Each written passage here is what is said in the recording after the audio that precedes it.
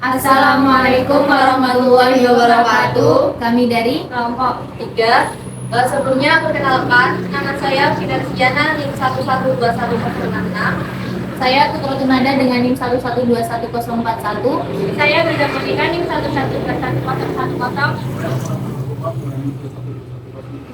Saya NIM 1121130. Saya Nurul Yusri. Latar belakang. Ketika akad nikah dilaksanakan, dalam realitasnya seorang suami membacakan taklid talak yang telah ditandatanginya. Implikasi pelanggaran taklid talak tidak sampai hak-hak istrinya. Pasca cerai huluk tidak memiliki kepastian hukum sebagaimana dikutip dari buku yang berjudul Hukum Acara Pengadilan Agama oleh Ahmad Mukti Arto, Ketua Pengadilan Agama Sleman. Huluk melepaskan kewajiban suami untuk memenuhi nafkah, iddah, dan mut'ah terhadap istri. Hal ini bukan tanpa sebab karena pasal 149 dan 158 KHI menyebutkan bahwa akibat hukum huluk istri terlepas dari hak nafkah selama masa iddah dan mut'ah karena status talak dalam cerai huluk adalah bain. Huluk berlaku aturan-aturan iddah sebagaimana iddah sebab cerai talak. Aturan iddah tersebut adalah istri tidak boleh menerima pinangan laki-laki lain. Istri harus menjaga diri. Pasal 151 KHI. Adapun fenomena yang terjadi pada masyarakat Kelurahan Kajen yaitu masih ada kasus perceraian yang dilakukan di luar sidang pengadilan atau perceraian di bawah tangan sehingga tidak memikirkan akibat yang akan terjadi di kemudian hari. Hal ini menunjukkan adanya perbedaan antara teori dan praktek serta kurangnya kesadaran hukum masyarakat terhadap peraturan-peraturan yang berlaku di Indonesia dan belum diketahui apa yang menjadi faktor penyebab sebagian masyarakat masih melakukan perceraian di luar sidang pengadilan. Kemudian, rumusan masalah yang pertama, apakah motif yang melatar belakangi terjadinya perceraian pada masyarakat Kelurahan Kajen? Dan yang kedua, bagaimana tingkat kesadaran hukum dan persepsi masyarakat di Kelurahan Kajen terhadap perceraian dilihat dari perspektif hukum positif yang berlaku di Indonesia? Baik, selanjutnya langsung kita masuk ke dalam pembahasan. Sebelum kita masuk ke pembahasan, alangkah baiknya kita paham terlebih dahulu apa itu makna perjanjian dan taklid talak. Perjanjian perkawinan dalam bahasa Arab diartikan secara etimologi dengan sebutan ittifa atau akad. Dalam bahasa Indonesia biasa disebut kontrak. Perjanjian adalah sebuah persetujuan yang dimana persetujuan itu mengikatkan dirinya seorang atau lebih. Disebut perjanjian kawin disebabkan perjanjian ini diadakan dan mempunyai hubungan erat dengan perkawinan dan dipandang sebagai sebuah peristiwa di mana dua orang saling berjanji untuk melaksanakan suatu hal.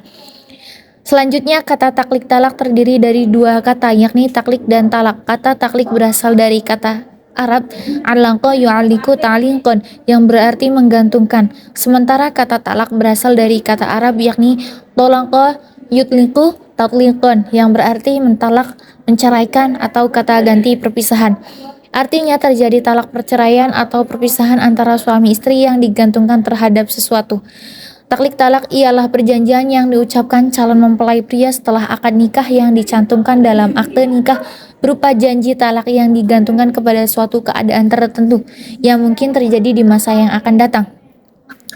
Pasal 1 KHI. Adapun isi perjanjian taklik talak sebagai berikut.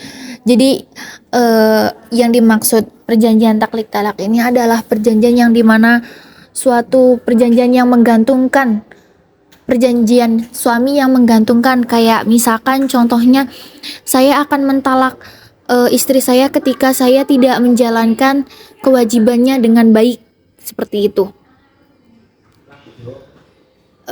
Adapun menurut syariat Islam, sighah taklik talak atas istri saya itu seperti berikut. Sewaktu-waktu saya meninggalkan istri saya tersebut 2 tahun berturut-turut, atau saya tidak memberikan nafkah wajib kepadanya 3 bulan lamanya, atau yang terakhir menyakiti badan jasmani istri saya, dan atau saya membiarkan tidak mempedulikan istri saya itu 6 bulan lamanya. Berikut terdapat pasal 11 dalam Peraturan Menteri Agama Nomor 3 Tahun 1975 menguatkan keberadaan taklik talak sebagai perjanjian perkawinan, yakni yang pertama, calon suami istri dapat mengadakan perjanjian sepanjang tidak bertentangan dengan hukum Islam.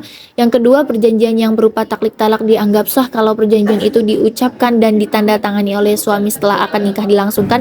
Dan yang terakhir, sighah taklik talak ditentukan oleh Menteri Agama. Adapun menurut Amiur Nuruddin dan Azhari Akmal Tarigan, apabila memperhatikan sighah taklik talak, dapat dipahami bahwa maksud yang kandungannya amat baik dan positif kepastian hukumnya, yaitu melindungi perempuan dari kewenang-wenangan suami dalam memenuhi kewajibannya yang merupakan hak-hak sang istri yang harus diterimanya.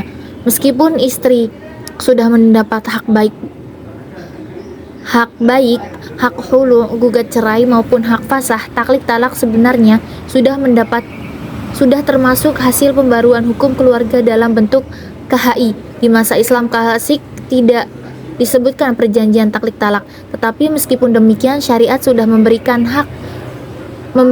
hak hulu bagi istri tanpa melalui perjanjian, bahkan tanpa adanya iwad, dengan dasar bahwa suami melakukan kesalahan hingga mengakibatkan istri mengajukan khulu.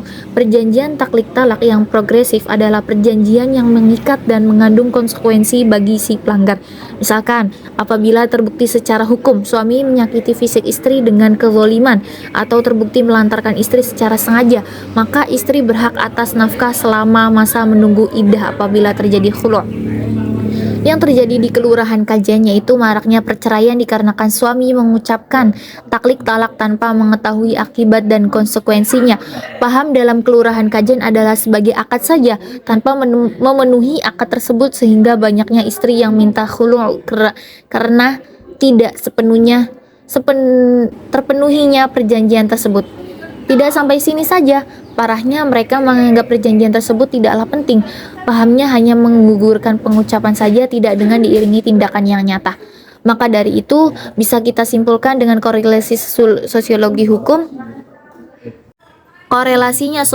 hukum masyarakat Kelurahan Kajen ini dengan kurangnya kesadaran hukum, yang dimana pemahaman dan kesadaran yang dimiliki oleh individu atau masyarakat tentang hukum dan peranannya dalam kehidupan sosial bisa ditanggulangi dengan pemahaman hukum, pengetahuan hukum, dan disusul dengan praktek langsung dengan perilaku hukum. Karena pahamnya suatu hukum atas dasar diaplikasikan dalam kehidupannya dengan tujuan masyarakat bisa mematuhi peraturan hukum yang berlaku. Dari situlah akan lahir sikap hukum yang dimana sikap individu atau masyarakat menghormati otoritas hukum dan pentingnya kepatuhan terhadap hukum yang ada. Kesimpulan, bisa disimpulkan bahwa motif dari maraknya perceraian di Kelurahan Kajen dikarenakan suami yang menganggap sepele dan kurangnya kesadaran hukum tentang perjanjian taklik talak. Sehingga ketika suami mengucapkan perjanjian taklik talak, tidak menyadari bagaimana konsekuensinya.